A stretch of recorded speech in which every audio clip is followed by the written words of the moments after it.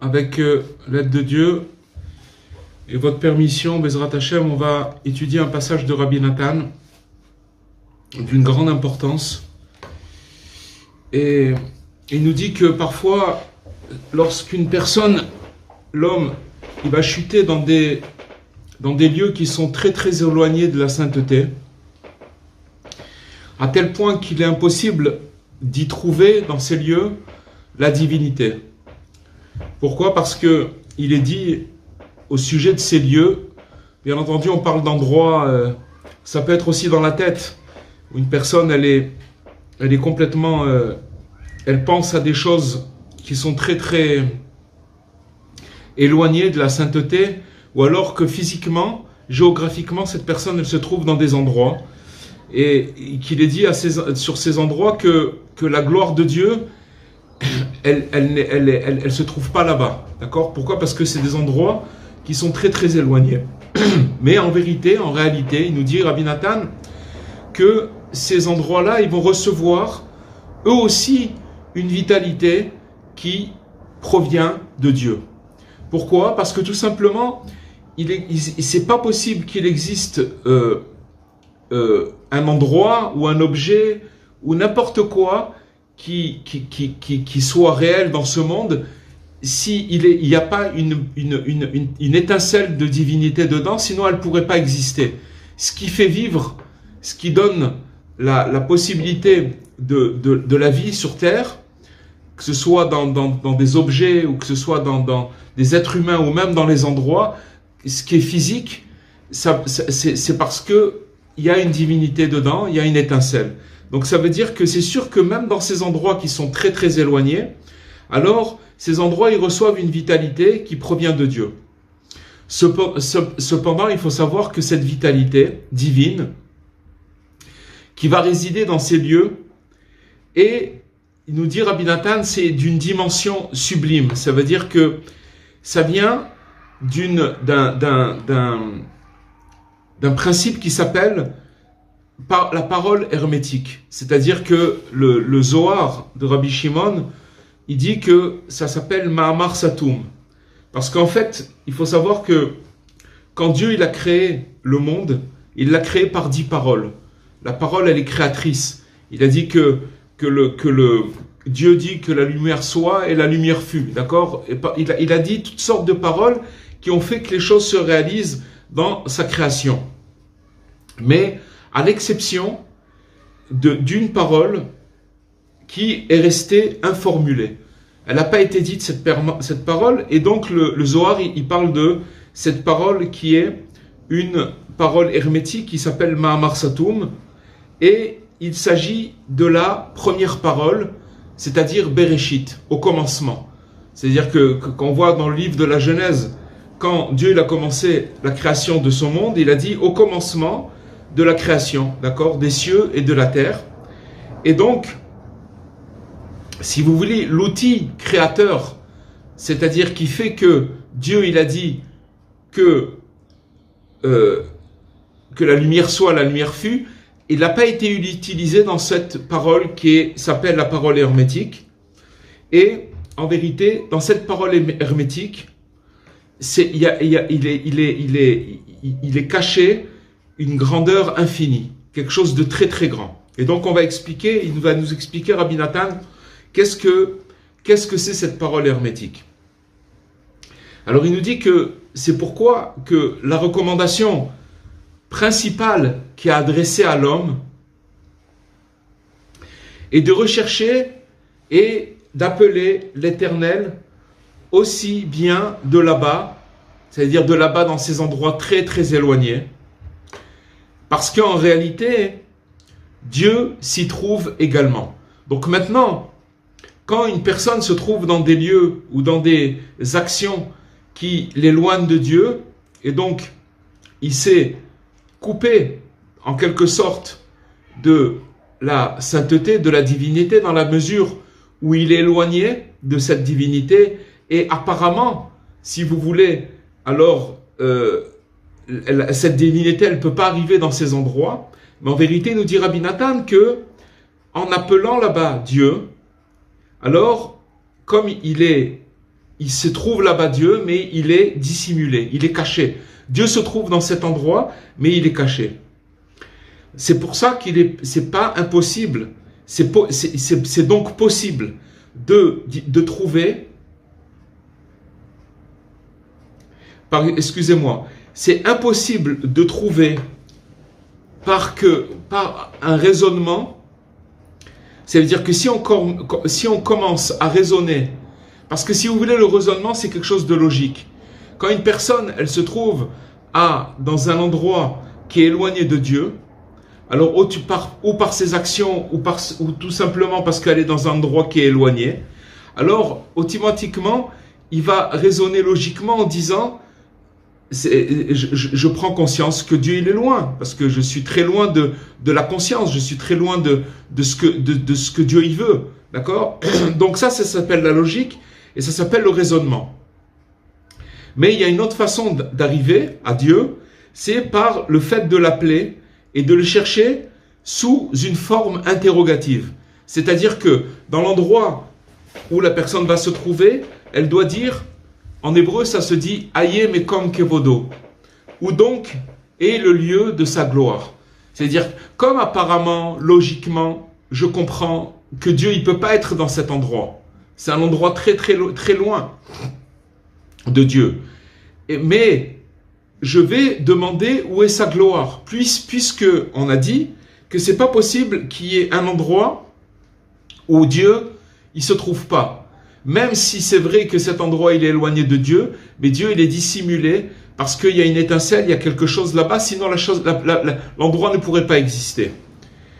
Alors donc, quiconque désire, il nous dit Rabbi Nathan, quiconque désire pénétrer les chemins de la sainteté, de se rapprocher du divin, il pourra le faire pleinement seulement quand il va être mis à l'épreuve et en chutant dans de pareils lieux. Bien entendu, c'est chacun avec ses paramètres, chacun. Mais si vous voulez, on va le pousser d'une manière où on va le mettre à l'épreuve. Et s'il va se renforcer, comme on l'a dit, c'est-à-dire qu'il va commencer à chercher, parce qu'à ce moment-là, c'est un endroit très dangereux, dans la mesure que quand il va se retrouver dans cet endroit-là, s'il croit qu'il n'y a pas Dieu, alors il chute complètement dans la mesure où il dit, bon, ben ça y est, j'ai tout perdu, il n'y a plus rien, et donc, si j'en suis là où j'en suis, j'ai plus rien à perdre, d'accord? Mais si à ce moment-là, il se rappelle que Dieu il existe aussi dans cet endroit-là et que je peux me rendre en contact, je peux me mettre en contact avec lui quand je vais l'appeler, quand je vais poser la question où est donc le lieu de sa gloire, puisque Dieu ça s'appelle la gloire, mais apparemment cette gloire elle peut pas être dans cet endroit-là, mais je demande quand même parce que c'est sûr que Dieu il est là aussi. Alors il dit Rabbi Nathan que sa chute elle va se transformer au sommet de l'élévation. C'est-à-dire que de cette chute vertigineuse, il va monter très très très haut. Ça veut dire que ça va être un tremplin qui va lui permettre, c'est comme, imaginez-vous quelqu'un qui va commencer descendre, et puis après hop, ça remonte, et il va se retrouver propulsé, grâce à la descente, il va se retrouver propulsé vers l'élévation. Donc, son renforcement à cette personne, elle sera principalement basée sur sa conscience. C'est-à-dire qu'il va se rendre compte de l'insuffisance de l'entendement humain. Il va commencer à comprendre que, en vérité, on n'a aucune intelligence. Si quelqu'un il continue à fonctionner avec sa logique quand il se retrouve dans des endroits qui sont loin de Dieu, ça peut être aussi dans sa tête, qui va commencer à avoir des pensées complètement tordues sur lui-même, etc. Ça s'appelle des endroits qui sont loin de Dieu aussi dans sa pensée. Mais comment il va se renforcer en comprenant qu'il comprend rien. C'est-à-dire que si vous voulez, la conscience d'un être humain, elle est insuffisante. Et donc, on n'a aucune intelligence. Comme le roi Salomon, il dit, dans Michelet que le roi Salomon sait que c'était l'homme le plus sage sur terre, c'était celui qui était doté de la plus grande intelligence. Alors il nous dit, le roi Salomon, de tous les mortels, je suis certainement le plus sot. Pourquoi? Parce que lui, il a compris qu'il comprenait rien. C'est ça en vérité l'intelligence. Mais quand quelqu'un il comprend qu'il comprend rien, alors il est préservé de beaucoup de problèmes.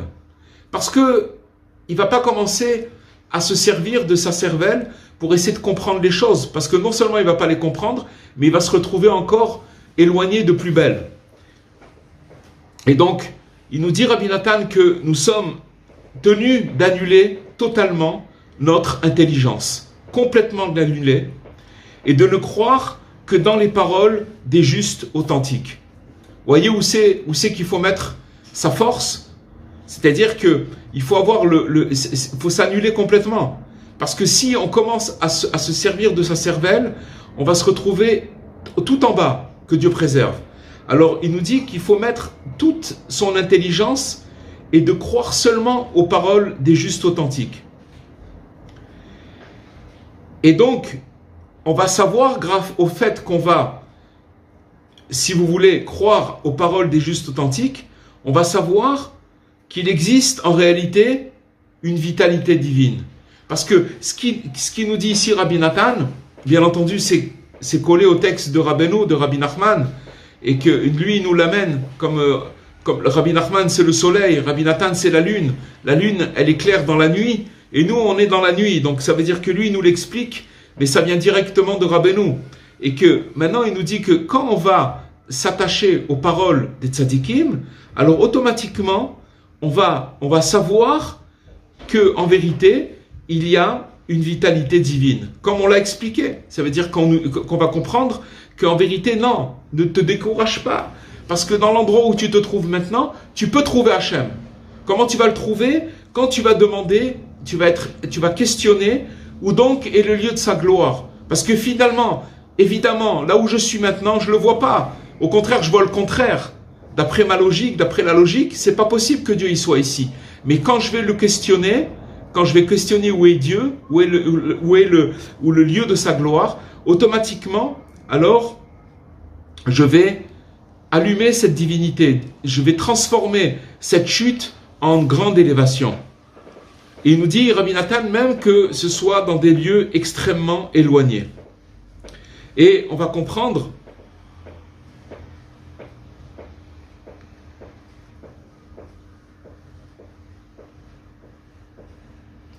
on va comprendre que c'est pas simplement pas possible pour l'intellect humain de découvrir la gloire divine, puisque dans ces endroits, la divinité, elle s'est retirée.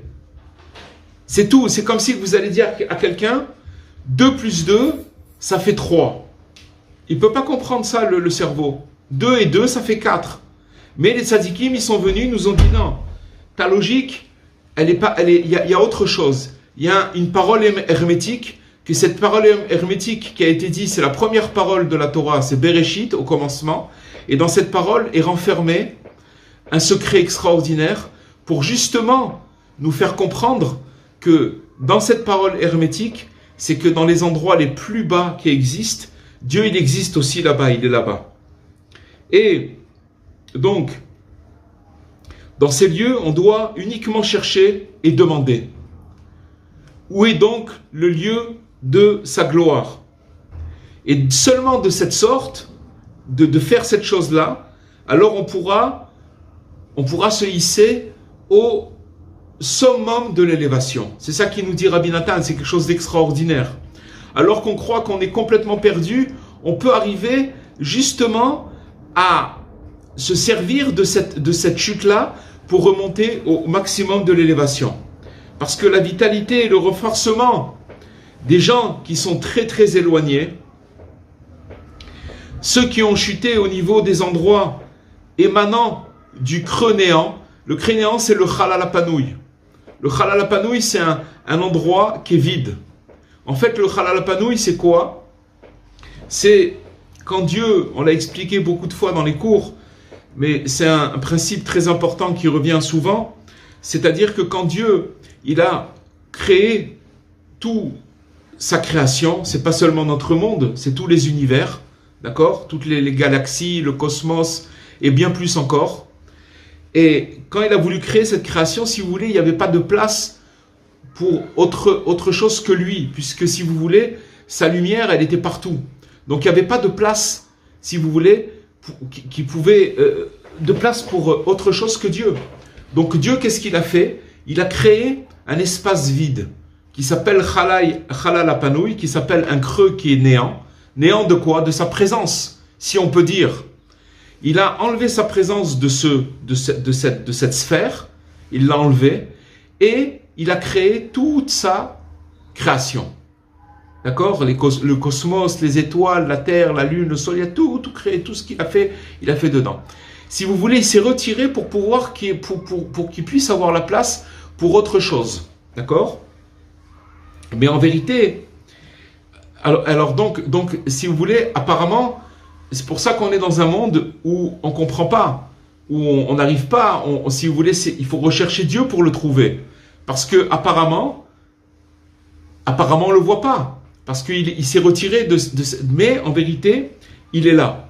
Il se retrouve. Mais le fait qu'il s'est retiré de cet espace vide, alors qu'est-ce qu'il a créé cet espace vide et qu'il s'est retiré, il faut savoir que c'est ça qui amène toute la désolation, toutes les questions qu'il y a dans l'esprit d'un homme et ce qui s'appelle le creux néant, que ça veut dire qu'en fait, que les gens qui sont tombés dans ces endroits éloignés, ils sont tombés au niveau de ces endroits qui s'appellent le creux néant. Ça veut dire que le fait que Dieu il s'est retiré de cette sphère, alors c'est ça qui a amené la possibilité à se tromper et des endroits qui sont très très éloignés de Dieu. Donc ça s'appelle un endroit où apparemment Dieu il s'est retiré de cet endroit. Et donc la capacité de reprendre des forces quand on se retrouve dans des endroits pareils, alors ça s'appelle, c'est du niveau qu'on va dénommer souplesse, finesse et presque élastique. On va expliquer ce que ça veut dire. Vous allez voir ce qu'il nous dit Rabbi Nathan. Et donc, on va pouvoir percevoir réellement, il n'y a aucune lumière apparemment. Pourquoi? Parce qu'elle est très très fine. La présence de Dieu, elle est très très fine là-bas. Vous voyez comment il nous explique tout le schéma, Rabbi Nathan, comment les choses elles se déroulent. C'est-à-dire que maintenant c'est dans ces endroits-là, apparemment il n'y a pas Dieu, mais la lumière elle est très fine. Parce que s'il n'y avait pas de lumière, l'endroit il ne pourrait pas exister. Et aussi, il faut savoir que quand Dieu il s'est retiré de cette sphère pour créer toute sa création, si c'était complètement retiré, il n'y aurait pas non plus, la chose elle n'aurait pas pu tenir. Ça ne peut pas tenir. Il a laissé une empreinte de sa présence dans toute sa création qui nous permet de le chercher et de le trouver avec cette empreinte. Donc, on a dit que cette lumière, elle est très très fine, elle va s'évanouir, elle va disparaître face à celui qui va pénétrer dans ces endroits. Comme, si vous voulez, à l'image d'un corps qui est flexible, d'accord, et qui va se retirer quand il va rencontrer un autre corps. Vous voyez, c'est quelque chose de très, c'est presque comme une ombre comme ça. Mais cette lumière, elle existe, elle est là. Et en ces endroits, il faut savoir que c'est la souplesse qui est l'essentiel du renforcement. C'est-à-dire que quand une personne va se retrouver dans ces endroits qui sont très très dangereux, d'accord, puisque logiquement, je dis logiquement, d'après la logique, il n'y a pas Dieu là-bas, alors il va falloir être très très souple. Comme le verset il nous dit, assouplissez-vous et sachez que je suis Dieu. Par rapport à ce verset, nos maîtres ils nous ont enseigné que l'homme se doit être toujours aussi souple qu'un roseau et il ne doit pas être rigide comme un cèdre. Le roseau, c'est quelque chose qui arrive à se plier sans se casser. Le cèdre du Liban, c'est un arbre dont le tronc est très très très dur. Il est très très solide. Le problème, c'est que s'il y a un ouragan ou une bourrasque, alors il va se casser parce qu'il ne pourra pas tenir, il n'a pas la possibilité d'avoir de la flexibilité. Il peut pas se baisser sans se casser. Et donc, même s'il y a tous les souffles du monde, alors ils vont pas réussir à casser ce roseau. Parce que ce roseau, il restera toujours dans sa place parce qu'il a une particularité, c'est qu'il arrive à baisser la tête.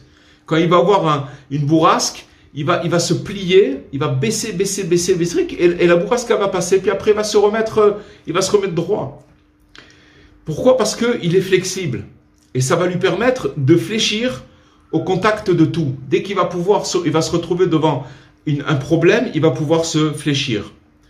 Mais ça ne va pas l'empêcher pour autant d'être fort et à l'extrême et à sa base. Pourquoi? Parce que ce qui le rend fort, en fait, c'est ses racines. Il est enraciné. Et donc, le fait qu'il est flexible, on ne peut pas le déraciner. Pourquoi? Parce qu'il arrive à être flexible quand il arrive des bourrasques. Et il nous dit, Rabbi Nathan, ce n'est pas du tout le cas pour le cèdre. Parce qu'il est rigide. Et donc, s'il est rigide, s'il y a ces bourrasques-là, il va se casser.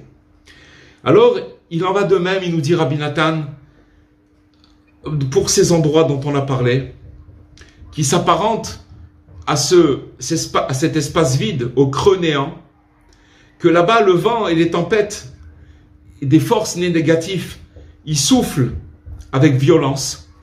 D'accord? C'est des endroits où il y a des forces du mal qui soufflent très très fort.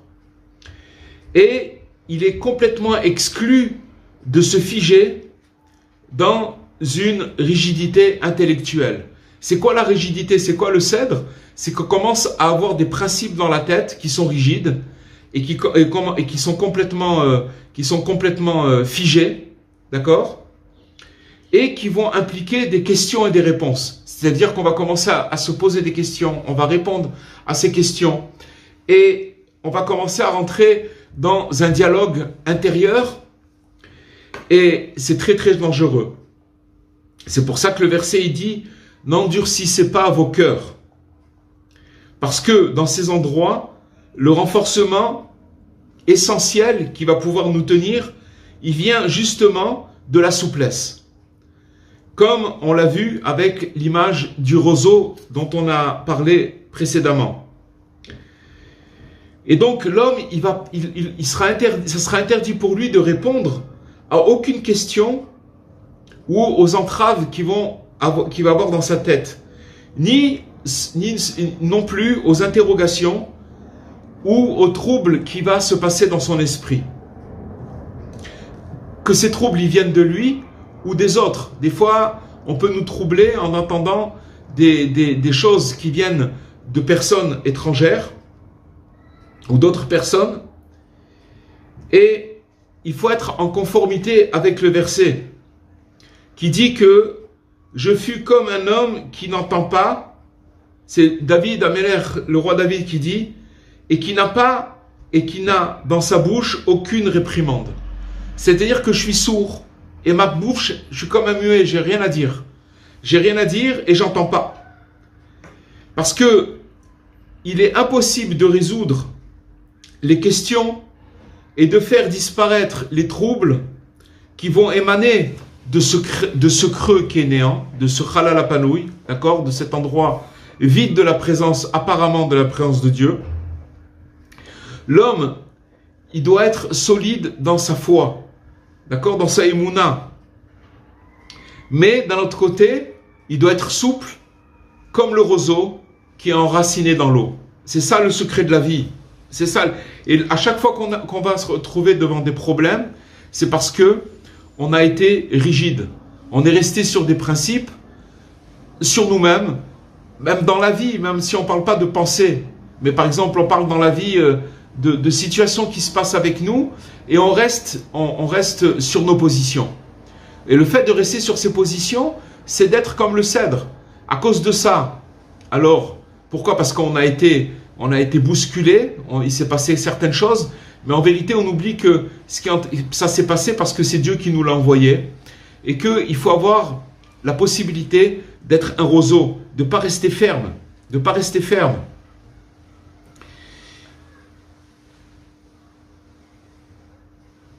Et bien qu'on a l'impression qu'en vérité, ce roseau, il va, si vous voulez, se plier à cause des vents, mais il va rester très ferme dans ses racines. Parce que je me rappelle, je ne sais pas si vous vous rappelez, quand il y a eu une tempête, je ne sais plus, c'était en l'an 2000 ou je ne sais plus quand c'était. Je crois que c'était en 2000 ou quelque chose comme ça. Et je me rappelle, quand je venais en France, j'allais prier dans la forêt des Kouans. Et là-bas, il y avait une très très très belle forêt. Elle existe encore. Et dans cette forêt-là, je me rappelle, j'étais venu après cette tempête, tous les arbres, ils étaient déracinés et ils étaient tombés. C'était vraiment, jusqu'à aujourd'hui, hein, on est en 2023, ça fait peut-être 22 ou 23 ans, quand j'y retourne, je vois encore des traces des troncs qui sont tombés par terre et qui n'ont jamais été, voilà, qui sont restés comme ça.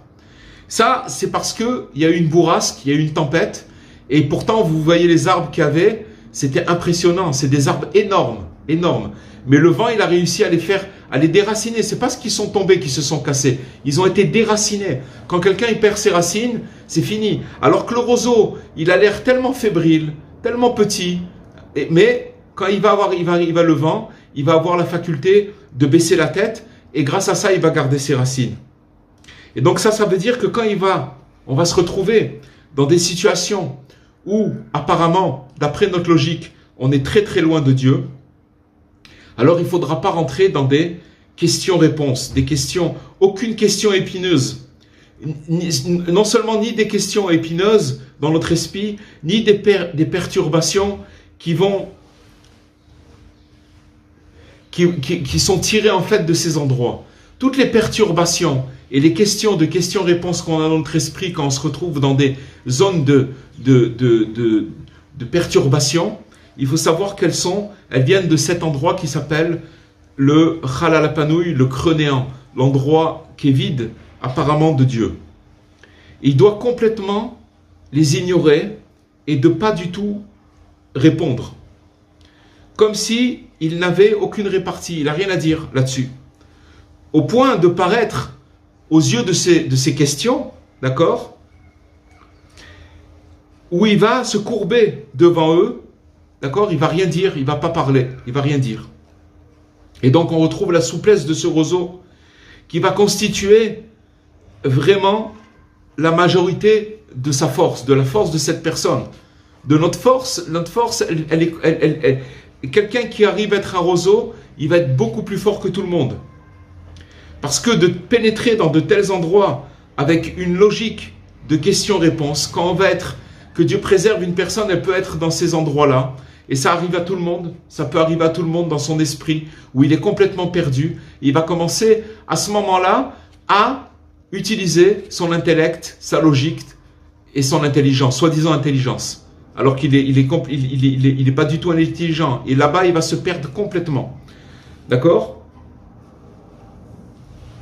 Parce que quand il s'occupe, il commence à réfléchir et à poser des questions et des réponses, alors il va rester complètement dans l'obscurité.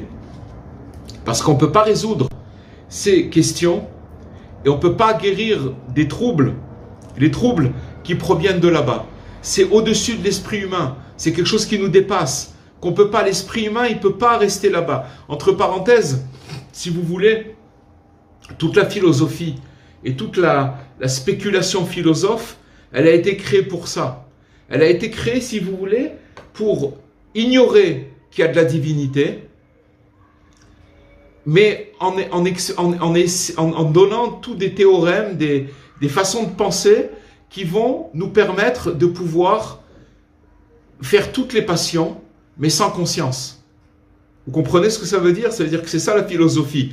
Et qu'on a réussi à faire ce qu'on veut faire, les passions, d'arriver à faire tout ce qu'on veut, mais en ayant une bonne conscience. C'est-à-dire que de pas laisser approcher, je ne sais pas qui c'est qui explique là, qui a expliqué ça, c'est qu'en vérité la philosophie, c'est comme si vous mettiez un couvercle sur un couvercle et que ça laisse plus passer le flux divin. C'est terminé. Donc, et tout ça, ça vient d'où? Tout ça, ça vient d'où? Ça vient de cet endroit néant. Et donc, il faut être souple comme le roseau et ne rien répondre et se contenter d'être fort au niveau de la racine, de sa racine. En fait, en d'autres termes, il faut se renforcer d'une foi entière. Parce que finalement, qui c'est qui nous dit ça? C'est Rabbi Nathan, c'est Rabbeinu, c'est Rabbi Nathan. Et donc, il faut croire en ces paroles que si on commence à fricoter avec ses pensées, alors c'est sûr que c'est très très dangereux. Et il faut se renforcer dans une grande foi et solliciter et chercher Dieu également là-bas. C'est ça la guérison. C'est-à-dire que quand je vais me retrouver dans des endroits complètement éloignés, où je vais être soit dans le découragement, ou peu importe où je vais me trouver, le seul moyen de retrouver Dieu, c'est de crier, où donc est le lieu de sa gloire? Où il est, Hachem, maintenant? Moi, je me trouve ici, où il est? Quand je vais questionner, alors automatiquement, précisément, l'homme va arriver au summum de l'élévation grâce à ça. Il faut savoir que la réparation complète du monde, qui va être réalisée essentiellement par les deux Mashiach, Mashiach ben Yosef et Mashiach ben David, d'accord, le Mashiach de Joseph et le Mashiach de David, et il va s'opérer que par la souplesse de ce roseau dont on a expliqué. Et c'est pour cette raison que Yosef, il s'appelle Avrer. Qu'est-ce que ça veut dire Avrer? C'est un jeune homme, Avrer. Mais en vérité, si on prend le nom, comme nos maîtres ils commentent, qu'est-ce que ça veut dire Avrer? C'est père de la sagesse. Av, c'est le père, et Rach, Avrer, Rach, c'est-à-dire qu'il est comme un jeune. C'est-à-dire qu'en même temps, il est sage, mais en même temps, il est sage, il est jeune. C'est-à-dire, bien qu'il soit père, ça veut dire qu'il a une sagesse, il est malgré tout souple comme le roseau. Comme il dit le roi David, je suis aujourd'hui tendre, ça veut dire jeune, et je suis oint, ça veut dire qu'Hachem il m'a oint au titre de roi. Ça veut dire que je commence ma vie, je suis comme un roseau, je me suis pas endurci, j'ai pas commencé avec des spéculations dans mon esprit où je reste sur mes positions. Et à cause de ça, quand je vais me retrouver dans des endroits qui sont apparemment loin d'Hachem, alors je vais me perdre là-bas. Je vais commencer avec des logiques en me disant, voilà, je suis comme ci, et je suis loin de Dieu, et je vais pas y arriver, et c'est pas pour moi, et j'ai ces trucs, et après, malgré tout ce que j'ai fait, comment ça peut marcher, etc., etc. Il nous dit, Rabbi Nathan, qui a énormément à dire à ce sujet, du concept de la flexibilité, qui s'appelle Rechika, et ça veut dire d'être rare, d'être flexible, d'être souple. Et il nous dit, Rabbi Nathan, que c'est difficile de l'expliquer par écrit. Vous voyez, c'est un texte que Rabbi Nathan il a écrit, et il nous dit que c'est difficile de l'exprimer par écrit. Et l'homme qui fait preuve de perspicacité, et il désire la vérité. Pourquoi il cherche la vérité? Alors il va comprendre par lui-même combien il est nécessaire d'être souple comme le roseau. Et en même temps, être extrêmement fort dans sa racine. Ça veut dire qu'il y a les deux côtés. Souple, ça ne veut pas dire quelqu'un de faible. Souple, ça veut dire que je vais laisser passer la crise, la bourrasque, avec de la émouna, avec de la foi, et je ne vais pas me casser, je vais la laisser passer, parce que de toute façon, quand elle sera passée, après je pourrai relever la tête. Et après ça, au moins je me serai pas fait déraciner. Et c'est un principe extraordinaire. Vous voyez, quand Rabbi Nathan il nous dit qu'il ne peut pas tout écrire, il ne peut pas expliquer ça par écrire. Et donc, plus encore, il nous dit, quand il va rester donc souple, il va être fort dans sa racine, alors il va obtenir l'homme de la souplesse, et ça sera l'essentiel de sa force et de sa vaillance à tout jamais. C'est ça qui va pouvoir le faire traverser ce monde-là. Il n'y a pas un autre. Maintenant, il faut savoir que le mauvais penchant, il est très subtil, il est très fort, dans la mesure que il vient avec des choses logiques. Et quand il vient avec des choses logiques, il nous fait montrer par A plus B que la situation elle est perdue. Quand il nous fait montrer par A plus B que la situation elle est perdue, pourquoi il nous l'a fait montrer? Parce qu'on a utilisé notre logique. Alors que plus haut, il nous a dit qu'on est complètement, on sait rien, on n'a aucune intelligence. Et ce qu'il faut, là où il faut miser, c'est sur les paroles des tzadikim. Que quand on croit aux paroles des sages et qu'on s'attache aux paroles des sages, alors on est sauvé dans ce monde, tout simplement. Parce que quand on va se retrouver dans ces endroits-là et qu'on va pas utiliser notre logique et qu'on va être souple comme un roseau et qu'on va être fort dans notre foi, alors on va pouvoir passer cette étape-là et ressortir vaillant et fort encore plus dans nos racines. Voilà en gros ce qu'il nous dit Rabbi Nathan, c'est quelque chose d'extraordinaire, il y a beaucoup à dire là-dessus, mais c'est un principe dans la vie que, entre parenthèses, on a parlé du côté spirituel, mais si vous prenez cet exposé, ce texte de Rabbi Nathan, et que vous le mettez même dans les relations humaines, même dans une association avec quelqu'un, n'importe quoi, ça revient toujours au même. Ça veut dire que il faut pas rester sur ses principes. Il faut pas rester sur ses principes, c'est rester seul. Et quand on reste sur ses principes, on peut être complètement déraciné. Voilà les amis, je mets le micro si vous avez quelque chose à dire. Merci Rav, très beaucoup. J'ai été très touchée par l'exemple que vous avez donné sur la forêt dessinée par l'orage. Ah, ça c'était je l'ai vraiment vu. Hein. Ça existe encore, j'y étais il n'y a pas longtemps. Et c'est vraiment comme ça. Et pourtant, vous voyez des troncs, c'est impressionnant. Vous dites comment le vent il peut déraciner des trucs. Et ils sont partis avec la racine, c'est pas qu'ils ont été cassés, tout entier. Et des dizaines d'années d'après, vous voyez encore les traces. Ils sont là, ils ont pas débarrassé. Alors il y a de la verdure qui a poussé, il y a d'autres arbres qui sont... Et c'est bizarre parce que maintenant vous me faites rappeler, c'est qu'en vérité les arbres qui sont restés et qui n'ont pas été déracinés, c'est des maigres, des petits arbres. Ils ont pas été cassés. C'est-à-dire quoi, les gros arbres, ça veut dire que ça fait référence, si vous voulez, à quelqu'un qui, boum, il a un principe, il réfléchit, il est logique. Mais notre tête, elle nous amène dans le décor complètement. Ça marche pas comme ça. Quand on est dans une situation qui est difficile et qu'on n'a pas de solution et qu'il n'y en a pas, à ce moment-là, il faut rentrer complètement, mais complètement dans la Emouna. Sinon, c'est un danger. Sinon, on va commencer à rentrer dans des questions-réponses qui vont nous amener encore plus dans l'obscurité. Et attention, pourquoi? Parce qu'il nous dit, Rabbi Nathan, dans un autre endroit, que cet endroit qui s'appelle le creux néant, le Chalal HaPanouï, si vous voulez, c'est par ça qu'il est alimenté, par des questions-réponses.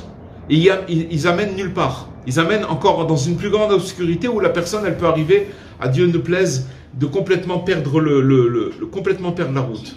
C'est très dangereux. C'est très fort ce que vous dites parce que, en fait, ce qu'il y a, c'est que quand il y a ce phénomène de questions-réponses, on se base sur la logique et sur les Exactement. Et sur la nature. Et là, ce que vous venez de donner, c'est un exemple de la nature qui est complètement au-delà de la logique. C'est les gros arbres qui ont été décimés et les petits qui ont résisté. Ça veut dire que même la nature, elle peut être au-delà de la logique. Exactement. Mamage comme ça. Voilà, il y a beaucoup à réfléchir. Vous savez, si Rabbi Nathan, il dit que c'est des choses c'est des choses qu'on peut pas écrire. On peut pas tout écrire là-dessus. D'accord, on peut pas. C'est difficile d'expliquer par écrit. Vous vous rappelez lundi soir quand on a eu cette coupure de courant. Ouais. Je voulais faire un texte, une lettre de Rabbi Nathan qui parlait justement des allusions qu'il y a dans les textes où Rabbi Nachman il explique, où Rabbi Nathan il explique qu'en vérité il y a les enseignements de Rabbeinu, de Rabbi Nachman, et que il y a les mains les mains dans comment il explique ça. La sagesse des enseignements de Rabbi Nachman, c'est un océan, d'accord? C'est un océan très très grand, immense, et dedans il y a des mains. C'est quoi les mains? C'est les allusions.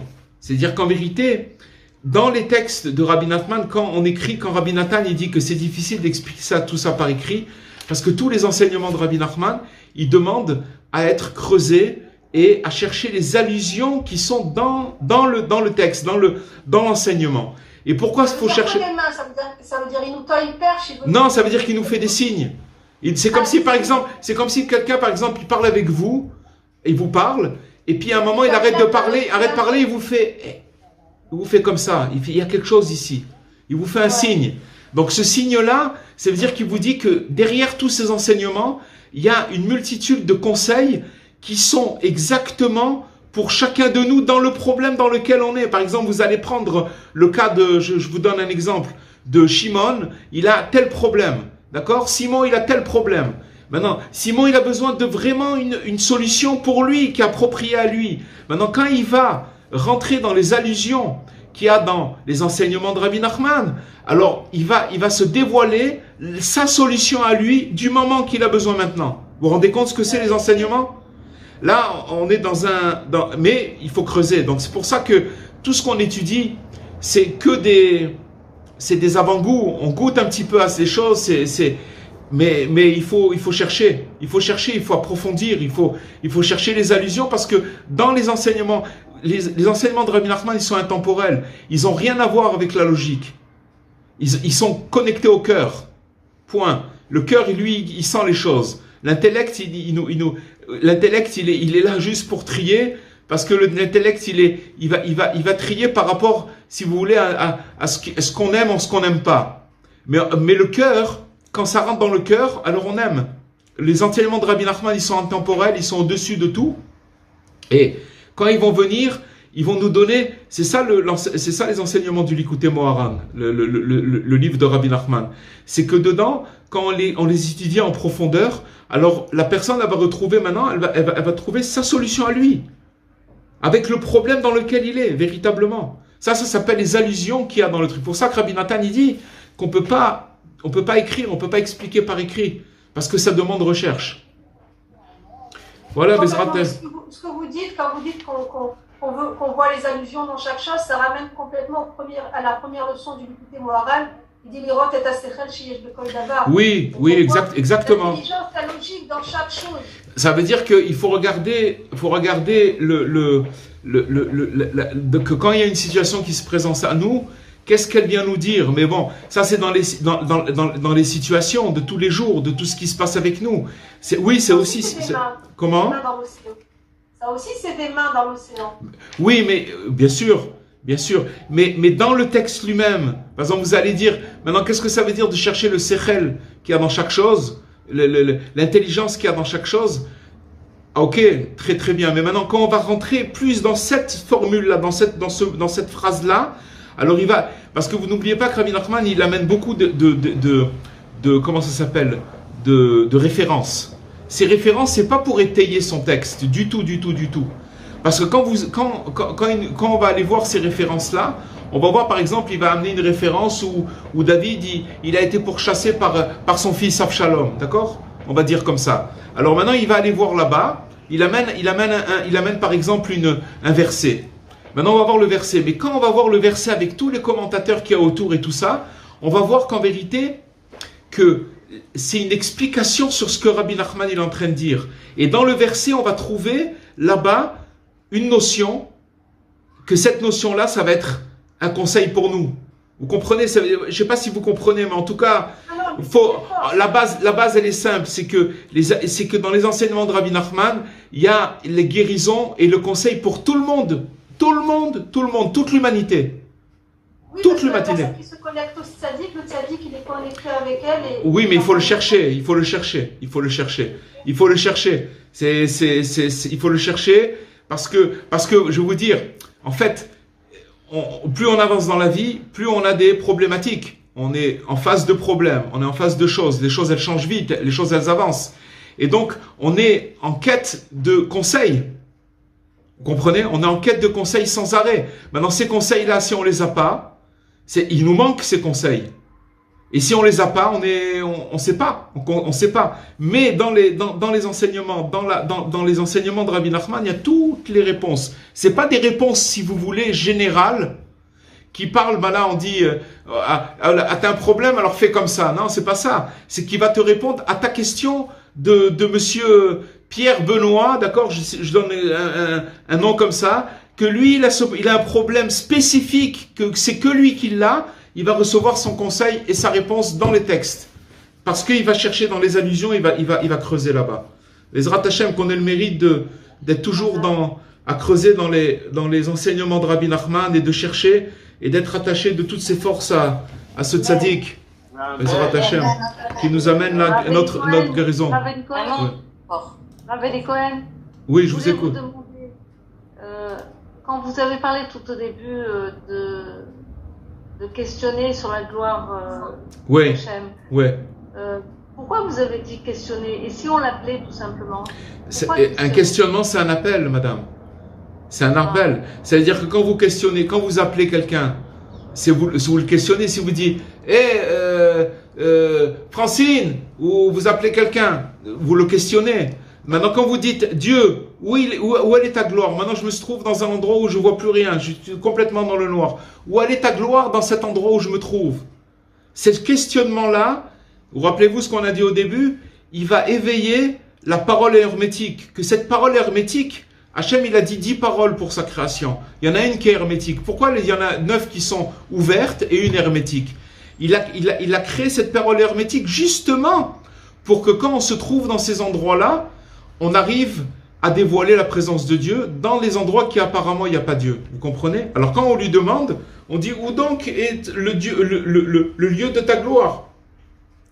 Maintenant je suis dans un lieu où apparemment il n'y a rien dans ma tête maintenant. Je suis dans un lieu, c'est aussi un lieu, une tête. Quand on pense à quelque chose, c'est un lieu. Le Baal Shem Tov, il dit que quand par exemple, où c'est quoi l'essence même d'un homme, d'une femme, d'accord? C'est sa pensée. Là où sa pensée, elle se trouve, alors il se trouve là-bas.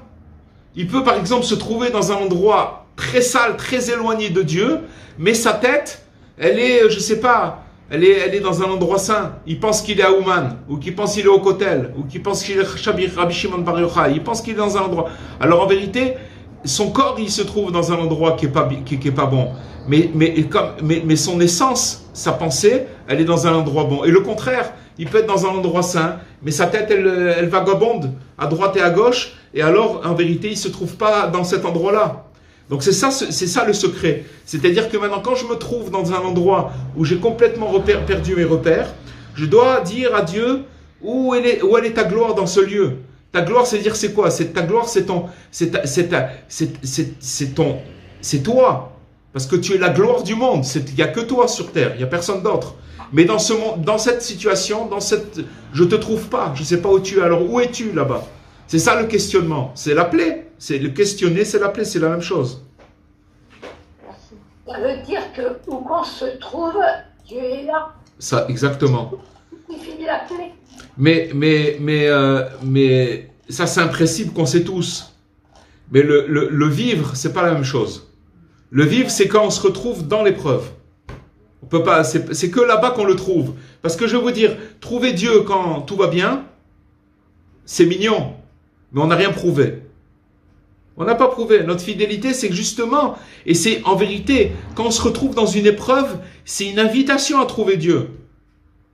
Et de trouver, parce qu'on voit que Dieu, là on voit qu'il existe. Parce que quand quelqu'un il est dans une situation difficile, et que là-bas il appelle Dieu, et qu'il l'appelle parce qu'il sait plus où il se trouve, attention, cet endroit-là il est dangereux, parce que c'est où tu l'appelles et que tu transformes cette descente en tremplin, ou alors tu continues encore dans la vase, dans l'obscurité.